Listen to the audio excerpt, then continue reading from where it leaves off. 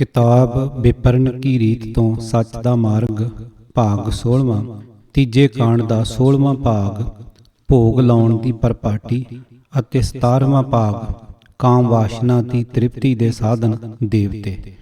ਲੇਖਕ ਗੁਰਬਖਸ਼ ਸਿੰਘ ਕਾਲਾ ਅਫਗਾਨਾ, ਆਵਾਜ਼ ਗੁਰਜੰਟ ਸਿੰਘ ਰੂਪੋਵਾਲੀ।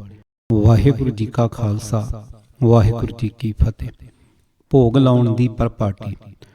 ਦੂਰ ਦੀ ਸੋਚਣ ਵਾਲੇ ਬ੍ਰਾਹਮਣ ਨੇ ਵਿਚਾਰਿਆ ਕਿ ਜੇ ਇਹ ਸਾਰਾ ਕੁਝ ਮਾਸ ਸ਼ਰਾਬ ਸਿੱਧਾ ਆਪ ਹੀ ਖਾਣ ਲੱਗ ਪਿਆ ਤਾਂ ਹੋ ਸਕਦਾ ਹੈ ਕਦੇ ਲੋਕਾਂ ਵਿੱਚ ਇਹ ਚਰਚਾ ਚੱਲ ਪਵੇ ਕਿ ਦੇਵਤੇ ਦੇ ਬਹਾਨੇ ਮਾਸ ਸ਼ਰਾਬ ਪੁਜਾਰੀ ਆਪਣੇ ਲਈ ਮੰਗਵਾਉਂਦਾ ਹੈ।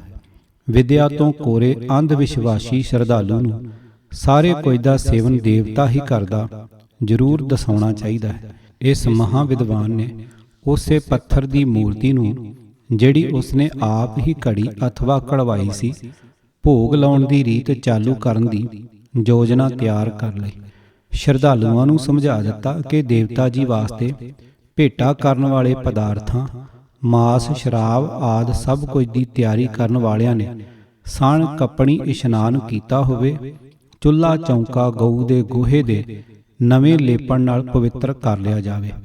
ਬਰਤਨ ਦੀ ਸਫਾਈ ਉਚੇਚੇ ਢੰਗ ਨਾਲ ਕੀਤੀ ਜਾਵੇ। ਪ੍ਰਸ਼ਾਦ ਦੀ ਤਿਆਰੀ ਉਪਰੰਤ ਉਸ ਨੂੰ ਸਾਫ਼ ਸੁਥਰੇ ਭਾਂਡੇ ਵਿੱਚ ਪਾ ਕੇ ਬੜੇ ਸ਼ਵੱਛ ਕੱਪੜੇ ਨਾਲ ਢੱਕ ਕੇ ਲਿਆਂਦਾ ਜਾਵੇ।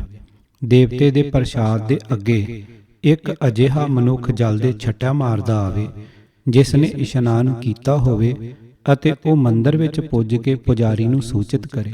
ਜਦ ਪ੍ਰਸ਼ਾਦ ਦੇਵਤਾ ਜੀ ਦੀ ਮੂਰਤੀ ਦੀ ਭੇਟਾ ਹੋ ਜਾਣਾ ਤਾਂ ਪੁਜਾਰੀ ਨੇ ਖਾਸ ਵਿਧੀ ਦੀ ਅਸ਼ਟਾਂਗ ਡੰਡੌਤ ਕਰਨੀ, ਫਿਰ ਯਜੁਰਵੇਦ ਦੇ ਮੰਤਰਾਂ ਦਾ ਉਚਾਰਨ ਕਰਨਾ। ਖਾਸ ਚੁਣੇ ਹੋਏ ਸ਼ਬਦਾਂ ਦੁਆਰਾ ਭਰਮਾਊ ਵਿਧੀ ਨਾਲ ਦੇਵਤਾ ਜੀ ਨੂੰ ਬੇਨਤੀਆਂ ਕਰਨੀਆਂ ਕਿ ਉਹ ਆਪਣੇ ਭਗਤਾਂ ਦੀ ਭੇਟਾਂ ਨੂੰ ਭੋਗ ਲਾ ਕੇ ਸੇਵਕਾਂ ਦੀਆਂ ਮਨੋਕਾਮਨਾ ਪੂਰੀਆਂ ਕਰੇ। ਲੋਕਾਂ ਦੇ ਮਨਾਂ ਅੰਦਰ ਭੋਗ ਲਾਉਣ ਵਾਲੇ ਭਰਮ ਨੂੰ ਪੱਕਾ ਕਰ ਦੇਣ ਲਈ ਤਾਂਤਰਿਕ ਵਿਦਿਆ ਨਾਲ ਪ੍ਰਸ਼ਾਦ ਨੂੰ ਲੋੜ ਅਨੁਸਾਰ ਛੇੜਛਾੜ ਕਰ ਦੇਣੀ।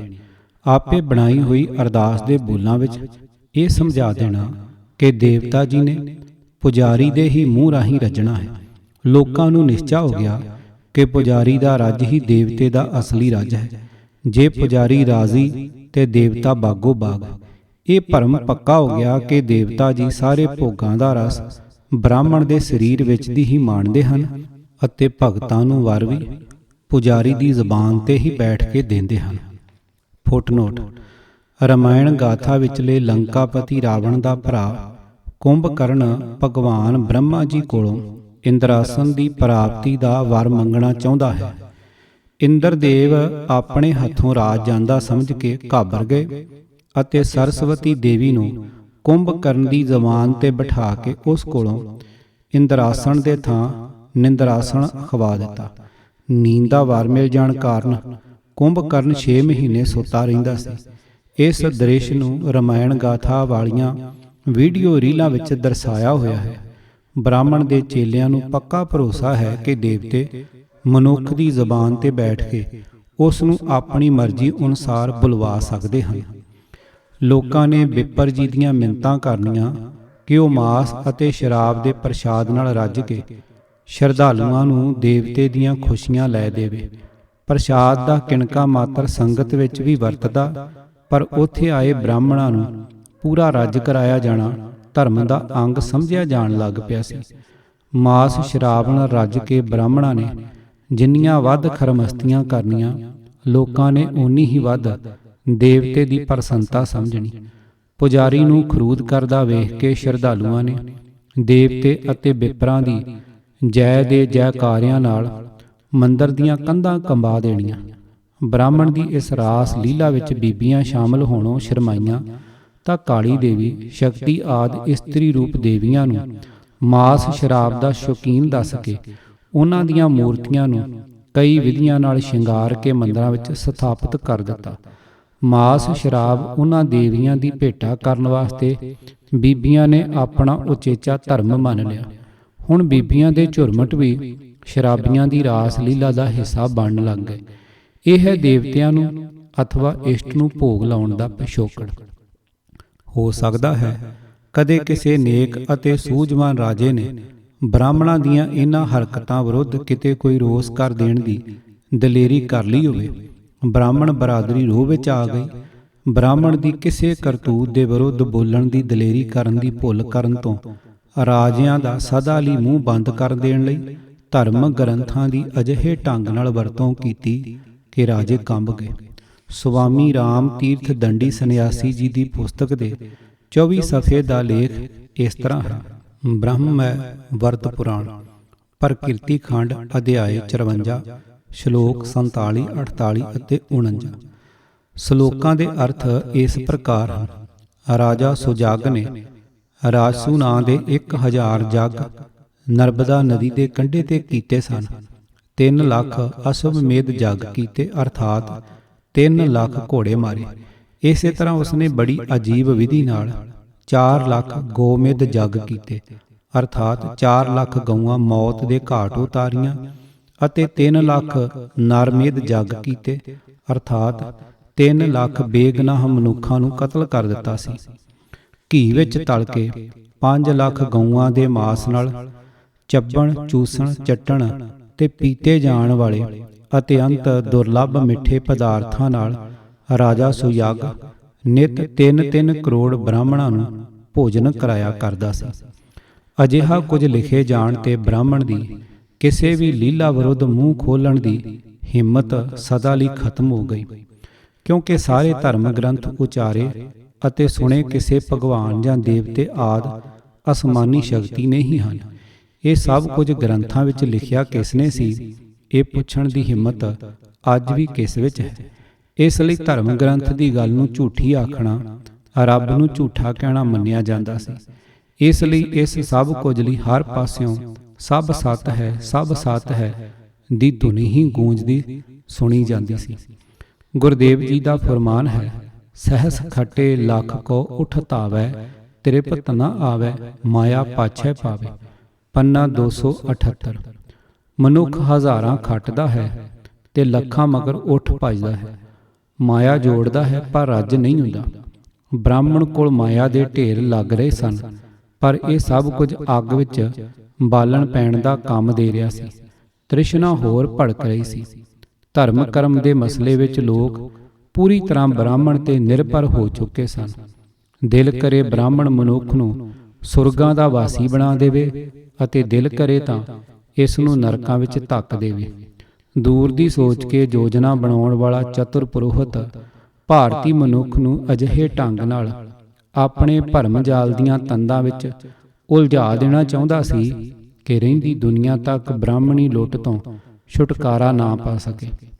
ਅਣਡਿੱਠੀ ਦੁਨੀਆ ਬਾਰੇ ਬੜੀਆਂ ਵਿਚਿੱਤਰ ਗਥਾਵਾਂ ਗੰਢ ਕੇ ਖੂਬ ਪ੍ਰਚਾਰੀਆਂ। ਵਿਪਰ ਜੀ ਦੀ ਕਲਪਨਾ ਉਡਾਰੀ ਨੇ ਲੱਖਾਂ ਕਰੋੜਾਂ ਮੀਲ ਦੂਰ ਇੱਕ ਪਿੱਤਰ ਲੋਕ ਸਿਰਜ ਲਿਆ, ਜਿੱਥੇ ਜੀਵ ਆਤਮਾ ਨੇ ਪੁੱਜ ਕੇ ਆਪਣੇ ਸਕੇ ਸੰਬੰਧੀਆਂ ਨਾਲ ਜਾ ਰਲਣਾ ਹੁੰਦਾ ਹੈ ਅਤੇ ਫਿਰ ਸਾਰਿਆਂ ਨੇ ਰਲ ਕੇ ਮੌਜਾਂ ਮਾਣਨੀਆਂ ਹੁੰਦੀਆਂ ਹਨ। ਉਸ ਅਦਭੁਤ ਪਿੱਤਰ ਲੋਕ ਦੇ ਰਸਤੇ ਵਿੱਚ ਲਹੂ ਮਿੱਝ ਦੀ ਭਰੀ ਹੋਈ ਠਾਠਾਂ ਮਾਰਦੀ ਅਤੇ ਸੈਂਕੜੇ ਮੀਲ ਚੌੜੀ ਵੈਤਰਨੀ ਨਦੀ ਵਿਖਾ ਦਿੱਤੀ।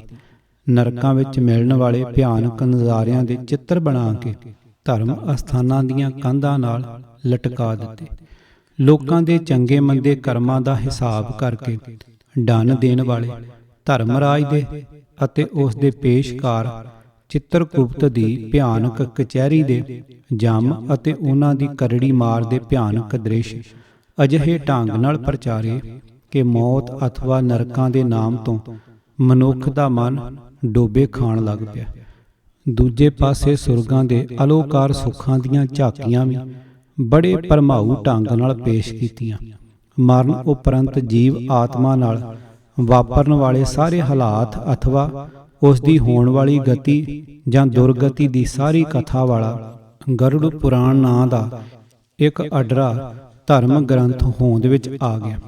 ਗਰੁੜ ਪੁਰਾਣ ਵਿੱਚ ਵਿਸ਼ਨੂੰ ਭਗਵਾਨ ਜੀ ਨੇ ਆਪਣੀ ਸਵਾਰੀ ਪੰਛੀ ਰਾਜ ਗਰੁੜ ਨੂੰ ਕਿਰਿਆ ਕਰਮ ਵਾਲੇ ਲੁੱਟ ਗਿਆਨ ਦੀ ਬਖਸ਼ਿਸ਼ ਕਰਦਿਆਂ ਲਗਭਗ ਸਾਰਿਆਂ ਪ੍ਰਕਰਣਾਂ ਵਿੱਚ ਬ੍ਰਾਹਮਣ ਨੂੰ ਹੀ ਜੀਵ ਦੀ ਗਤੀ ਕਰਨ ਦੇ ਸਮਰੱਥ ਦੱਸਿਆ ਹੈ। ਗਰੁੜ ਪੁਰਾਣ ਵਿਚਲੇ ਵਿਸ਼ਨੂੰ ਜੀ ਨੇ ਸਾਰੀਆਂ ਔਕੜਾਂ ਤੋਂ ਛੁਟਕਾਰੇ ਦੀ ਅਤੇ ਸੁਰਗਾਂ ਦੀ ਕੁੰਜੀ ਕੇਵਲ ਬ੍ਰਾਹਮਣ ਦੇ ਹੱਥ ਵਿੱਚ ਹੀ ਫੜਾਈ ਹੋਈ ਹੈ। ਬ੍ਰਾਹਮਣ ਨੂੰ ਦਾਨ ਦੇਣ ਦੀਆਂ ਵਿਧੀਆਂ ਅਤੇ ਤਾਕੀਦਾਂ ਨਾਲ ਇਹ ਗ੍ਰੰਥ ਭਰਿਆ ਹੋਇਆ ਹੈ। ਇਸ ਦਾ ਅਸਰ ਇਹ ਹੋਇਆ ਕਿ ਨਰਕਾਂ ਦੀ ਮਾਰ ਤੋਂ ਬਚ ਕੇ ਅਤੇ ਵੈਤਰਨੀ ਨਦੀ ਵਿੱਚੋਂ ਪੈਣੋਂ ਲਾਂਭੇ ਰਹਿ ਕੇ ਸਿੱਧਾ ਸੁਰਗਾਂ ਵਿੱਚ ਪੁੱਜਣ ਦੀ ਆਸ ਵਾਲੇ ਭਰਮੀ ਮਨੁੱਖ ਬ੍ਰਾਹਮਣ ਦੇ ਨਿਵਾਸ ਅਸਥਾਨ ਦੀਆਂ ਪਰਿਕਰਮਾ ਕਰਨ ਤੋਂ ਨਾ ਥੱਕਦੇ ਸਨ ਅਤੇ ਨਾ ਹੀ ਅੱਕਦੇ ਸਨ। ਬ੍ਰਾਹਮਣ ਦੇ ਕਹਿਣ ਤੇ ਲੋਕ ਆਪਣਾ ਸਭ ਕੁਝ ਲੁਟਾ ਦੇਣ ਲਈ ਕਾਹਲੇ ਪੈਣ ਲੱਗ ਪਏ। ਲੋਕ ਤਾਂ ਬ੍ਰਾਹਮਣ ਦੇ ਕਹੇ ਕਰਵਤ ਹੇਠ ਬੈਠ ਕੇ ਆਪਣੇ ਸਰੀਰ ਨੂੰ ਦੋ ਫਾੜ ਕਰਵਾਉਣ ਵਿੱਚ ਵੀ ਆਪਣੀ ਕਲਿਆਣ ਮੰਨ ਬੈਠੇ ਸਨ। ਦੇਵਤੇ ਅਥਵਾ ਬ੍ਰਾਹਮਣ ਦੇਵਤੇ ਨੂੰ ਖੁਸ਼ ਕਰਨ ਲਈ ਮਾਸ ਸ਼ਰਾਬ ਭੇਟਾ ਕਰਨੀ ਤਾਂ ਲੋਕਾਂ ਲਈ ਸਗੋਂ ਖੁਸ਼ੀ ਦਾ ਧੰਦਾ ਸੀ। ਬਿੱਪਰ ਜੀ ਜਿਹੜਾ ਸਾਰਾ ਕੁਝ ਆਪ ਹੀ ਖਾ ਜਾਂਦੇ ਸਨ, ਸੁਰਾ ਪ੍ਰਸ਼ਾਦ ਵਿੱਚੋਂ ਕਿਣਕਾ ਸ਼ਰਧਾਲੂਆਂ ਨੂੰ ਮਿਲ ਹੀ ਜਾਂਦਾ ਸੀ। ਸੋ ਨਾਲੇ ਪੁੰਨ ਨਾਲੇ ਫਲੀਆਂ। ਭਾਗ 17ਵਾਂ। ਕਾਮ ਵਾਸ਼ਨਾ ਦੀ ਤ੍ਰਿਪਤੀ ਦੇ ਸਾਧਨ ਦੇਵਤੇ। ਸਰਬ ਉੱਚ ਪਦਵੀ ਦਾ ਮਾਲਕ, ਧਨ ਦੌਲਤ ਵਿੱਚ ਖੇਡਦਾ ਬ੍ਰਾਹਮਣ ਜਦ ਸ਼ਰਾਬੀ ਵੀ ਹੋ ਗਿਆ ਤਾਂ ਕਾਮ ਵਾਸ਼ਨਾ ਵੀ ਪੂਰੇ ਵੇਗ ਵਿੱਚ ਜਾਗ ਪਈ। ਸੁਆਮੀ ਰਾਮ ਤੀਰਥ ਦੰਡੀ ਸੰਨਿਆਸੀ ਜੀ ਦੀ ਪੁਸਤਕ ਸਰਵੋਤਮ ਧਰਮ ਗ੍ਰੰਥ ਸ੍ਰੀ ਗੁਰੂ ਗ੍ਰੰਥ ਸਾਹਿਬ ਦੇ 16 ਸਫ਼ੇ ਤੇ ਲਿਖਿਆ ਹੈ। ਮਨੁ ਸਿਮਰਤੀ ਅਧਿਆਇ 3 ਸ਼ਲੋਕ ਨੰਬਰ 13। ਇਨ੍ਹਾਂ ਸ਼ਲੋਕਾਂ ਵਿੱਚ ਵਿਆਹ ਦੀ ਮਰਜ਼ਾਦਾ ਬੰਨੀ ਗਈ ਹੈ ਕਿ ਬ੍ਰਾਹਮਣ ਨੂੰ ਉਂਝ ਤਾਂ ਪਹਿਲੀ ਵਾਰ ਬ੍ਰਾਹਮਣ ਕੰਨਿਆ ਨਾਲ ਹੀ ਵਿਆਹ ਕਰਾਉਣਾ ਉਚਿਤ ਹੈ, ਪਰ ਜੇ ਕਾਮ ਤ੍ਰਿਪਤੀ ਨਾ ਹੋਵੇ ਤਾਂ ਕਰਮਵਾਰ ਕਸ਼ਤਰਾਣੀ, ਵੈਸ਼ਣੀ ਅਤੇ ਸ਼ੂਦਰਾਣੀ ਦੇ ਵਿਆਹ ਲਿਆਉਣ ਦਾ ਕੋਈ ਹਰਜ ਨਹੀਂ। ਕਸ਼ਤਰੀ ਬ੍ਰਾਹਮਣ ਤੋਂ ਬਿਨਾਂ ਬਾਕੀ ਤਿੰਨਾਂ ਵਰਨਾਂ ਨਾਲ ਅਤੇ ਵੈਸ਼ ਕਿਸੇ ਵੈਸ਼ ਕੰਨਿਆ ਤੇ ਸ਼ੂਦਰ ਕੰਨਿਆ ਨਾਲ ਵਿਆਹ ਕਰਾ ਸਕਦਾ ਹੈ, ਪਰ ਸ਼ੂਦਰ ਕੇਵਲ ਸ਼ੂਦਰ ਲੜਕੀ ਨਾਲ ਹੀ ਸ਼ਾਦੀ ਰਚਾ ਸਕਦਾ ਹੈ। ਸੋ ਸਿਮਰਤੀ ਅਨੁਸਾਰ ਚਾਹੇ ਬ੍ਰਾਹਮਣ ਪਤਨੀ ਅਰੋਗ ਹੋਵੇ ਤੇ ਉਸ ਨਾਲ ਪਰਿਵਾਰਕ ਜੀਵਨ ਵੀ ਸੁਖਮਈ ਬਤੀਤ ਹੋ ਰਿਹਾ ਹੋਵੇ, ਪਰ ਬ੍ਰਾਹਮਣ ਦੇਵਤਾ ਕੇਵਲ ਆਪਣੀ ਕਾਮ ਜਵਾਲਾ ਸ਼ਾਂਤ ਕਰਨ ਲਈ ਹੀ ਜਿਸ ਵਰਨ ਦੀ ਚਾਹੇ ਇਸਤਰੀ ਨਾਲ ਵਿਆਹ ਕਰਾਉਣ ਦਾ ਹੱਕਦਾਰ ਹੈ ਤੇ ਕਈ ਪਤਨੀਆਂ ਰੱਖ ਸਕਦਾ ਹੈ। ਗਿਣਤੀ ਦੀ ਬੰਦਸ਼ ਕੋਈ ਨਹੀਂ ਸੀ।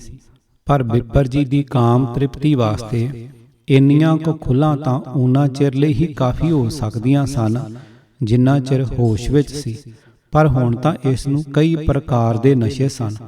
ਬ੍ਰਾਹਮਣ ਨੂੰ ਨਿਰਾ ਸਰਕਾਰੀ ਤੌਰ ਤੇ ਹੀ ਨਿਹ ਕਲੰਕ ਘੋਸ਼ਿਤ ਨਹੀਂ ਸੀ ਕੀਤਾ ਹੋਇਆ, ਸਗੋਂ ਧਾਰਮਿਕ ਤੌਰ ਤੇ ਇਸ ਨੂੰ ਸਾਰੇ ਪਾਪਾਂ ਦਾ ਨਾਸ਼ ਕਰਨ ਵਾਲਾ ਪਾਪ ਨਾਸ਼ਕ ਦੇਵਤਾ ਮੰਨ ਲਿਆ ਹੋਇਆ ਸੀ। ਗਰੁੜ ਪੁਰਾਣ ਵਿੱਚ ਵਿਸ਼ਨੂੰ ਜੀ ਦਾ ਫਰਮਾਨ ਹੈ ਕਿ ਬ੍ਰਾਹਮਣ ਸਾਰੇ ਪਾਪਾਂ ਨੂੰ ਨਾਸ਼ ਕਰ ਦੇਣ ਦੀ ਸ਼ਕਤੀ ਦਾ ਮਾਲਕ ਹੈ। ਭੋਗੀ ਮਨੁੱਖ ਦਾ ਸਰੀਰ ਬੇਸ਼ੱਕ ਹੰਭ ਜਾਏ, ਪਰ ਉਸ ਦਾ ਮਨ ਆਖਰੀ ਸਵਾਸਾਂ ਤੱਕ ਤ੍ਰਿਪਤ ਨਹੀਂ ਹੁੰਦਾ। ਭੋਗ ਕਰਨ ਦੀ ਅੱਗ ਹੋਰ ਤੋਂ ਹੋਰ ਭੜਕਦੀ ਰਹਿੰਦੀ ਹੈ। ਇੱਧਰ ਰਾਜ ਦਰਬਾਰ ਵਿੱਚ ਸਰਬ ਉੱਚ ਪਦਵੀ ਦੇ ਮਾਲਕ ਬਿੱਪਰ ਜੀ ਕੋਲ ਮਾਇਆ ਦੀ ਵਰਖਾ ਵੀ ਨਿਰੰਤਰ ਹੋਣ ਲੱਗ ਪਈ ਹੋਈ ਸੀ ਅਤੇ ਹੁਣ ਮਾਣ ਸਤਿਕਾਰ ਨਾਲ ਮਿਲਦੇ ਕਈ ਕਿਸਮਾਂ ਦੇ ਮਾਸ ਅਤੇ ਵਧੀਆ ਤੋਂ ਵਧੀਆ ਸ਼ਰਾਬਾਂ ਦਾ ਅਤੇ ਕਸਤੂਰੀ ਸੋਨਾ ਆਦਿ ਕਈ ਕੁਸ਼ਤਿਆਂ ਵਿੱਚ ਰਲੀ ਅਫੀਮ ਦਾ ਵੀ ਕੋਈ ਘਾਟਾ ਨਹੀਂ ਸੀ। ਕੇਵਲ ਮਾਇਆ ਦਾ ਇੱਕੋ ਨਸ਼ਾ ਹੀ ਮਨੁੱਖ ਦੀ ਸੁੱਧ ਬੁੱਧ ਭੁਲਾ ਦਿੰਦਾ ਹੈ, ਪਰ ਇੱਥੇ ਤਾਂ ਦੂਜੇ ਕਈ ਨਸ਼ਿਆਂ ਦੀ ਭਰਮਾਰ ਸੀ। ਪਾਪ ਨਾਸ਼ਕ ਹੋਣ ਦਾ ਅਤੇ ਨਿਹ ਕਲੰਕ ਮੰਨਿਆ ਜਾਣ ਦੇ ਦੋਵੇਂ ਨਸ਼ੇ ਤਾਂ ਬੰਦੇ ਦੀ ਪੂਰੀ ਸੁਰਤ ਮਾਰ ਦਿੰਦੇ ਹਨ। ਬਿੱਪਰ ਜੀ ਨੇ ਕਿਸੇ ਮਰਜ਼ਾਦਾ ਦੀ ਜਾਂ ਸਮਾਜਿਕ ਸ਼ਰਮ ਹਿਆ ਦੀ ਪ੍ਰਵਾਹ ਮੁਕਾ ਦਿੱਤੀ। ਇੱਕੋ ਸਮੇਂ ਇੰਨੇ ਨਸ਼ਿਆਂ ਨਾਲ ਮਦਹੋਸ਼ ਹੋ ਚੁੱਕੇ ਪ੍ਰਹੁਤ ਜੀ ਨੂੰ ਮਨੁ ਸਿਮਰਤੀ ਗ੍ਰੰਥ ਵਿੱਚ ਮਿਲੀਆਂ ਖੁੱਲ੍ਹਾਂ ਆਪਣੀ ਬੇਇੱਜ਼ਤੀ ਅਨੁਭਵ ਹੋਣ ਲੱਗ ਪਈਆਂ। ਬ੍ਰਾਹਮਣ ਆਪ ਹੀ ਧਰਮ ਸੀ ਅਤੇ ਆਪ ਹੀ ਸਮਾਜ ਸੀ। ਸਭ ਪਾਬੰਦੀਆਂ ਤੇ ਹੱਦ ਬੰਨੇ ਟੱਪ ਜਾਣ ਦਾ ਇਸ ਨੂੰ ਹੱਕ ਬਣ ਚੁੱਕਾ ਸੀ। ਗਿਣਤੀ ਮਿਣਤੀ ਦੀਆਂ ਪਤਨੀਆਂ ਨਹੀਂ, ਸਗੋਂ ਹਜ਼ਾਰਾਂ ਸਖੀਆਂ ਦੀ ਲੋੜ ਸੀ। ਬ੍ਰਾਹਮਣ ਨੇ ਮਾਸ ਸ਼ਰਾਬ ਵਾਂਗ ਹੀ ਖੁੱਲੀ ਕਾਮ ਲੀਲਾ ਨੂੰ ਵੀ ਧਰਮ ਦਾ ਅੰਗ ਬਣਾ ਲੈਣ ਦੀ ਯੋਜਨਾ ਘੜ ਲਈ। ਪ੍ਰਹੁਤ ਜੀ ਹੁਣ ਅਜਿਹੀਆਂ ਵਿਉਂਤਾਂ ਸੋਚਣ ਵਿੱਚ ਡੁੱਬ ਗਏ ਕਿ ਮੰਦਰ ਹੀ ਕਾਮ ਅਗਨੀ ਨੂੰ ਸ਼ਾਂਤ ਕਰਨ ਦਾ ਅੱਡਾ ਕਿਉਂ ਨਾ ਬਣਾ ਲਿਆ ਜਾਵੇ। ਕਿ ਕਿਸੇ ਵਿਧੀ ਨਾਲ ਕਿਸੇ ਦੇਵਤੇ ਦੀ ਮੂਰਤੀ ਦੀ ਸ਼ਾਦੀ ਕੀਤੀ ਜਾਣੀ ਸੰਭਵ ਹੋ ਸਕਦੀ ਹੈ। ਇਹ ਸੀ ਨਿਸ਼ਾਨਾ ਉਸ ਮੁੱਢਲੇ ਬ੍ਰਾਹਮਣ ਦਾ ਮੰਦਰਾਂ ਵਿੱਚ ਦੁਰਾਚਾਰ ਲਿਆ ਵਾੜਨ ਦਾ। ਅਜਿਹੇ ਨੀਚ ਵਿਚਾਰਾਂ ਦੀ ਜਨਮਦਾਤੀ ਕੇਵਲ ਭੋਗ ਲਾਉਣ ਦੀ ਮਰਜ਼ਾਦਾ ਹੀ ਸੀ, ਕਿਉਂਕਿ ਪੱਥਰ ਦੇ ਭਗਵਾਨ ਜੀ ਨੇ ਸਭ ਕੁਝ ਭੋਗਣਾ ਤਾਂ ਪੁਜਾਰੀ ਦੇ ਸਰੀਰ ਦੁਆਰਾ ਹੀ ਸੀ। ਕਿਤਾਬ ਵਿਪਰਨ ਕੀ ਰੀਤ ਤੋਂ ਸੱਚ ਦਾ ਮਾਰਗ, ਭਾਗ 16ਵਾਂ, ਤੀਜੇ ਕਾਂਡ ਦਾ 16ਵਾਂ ਅਤੇ 17ਵਾਂ ਭਾਗ। ਲੇਖਕ ਗੁਰਬਖਸ਼ ਸਿੰਘ ਕਾਲਾ ਅਫਗਾਨਾ, ਆਵਾਜ਼ ਗੁਰਜੰਟ ਸਿੰਘ ਰੂਪੋਵਾਲੀ। ਪੂਰੀ ਕਿਤਾਬ ਸੁਣਨ ਲਈ YouTube channel Gurjant Singh Rupowali subscribe ਕਰੋ। ਵਾਹਿਗੁਰੂ ਜੀ ਕਾ ਖਾਲਸਾ, ਵਾਹਿਗੁਰੂ ਜੀ ਕੀ ਫਤਿਹ।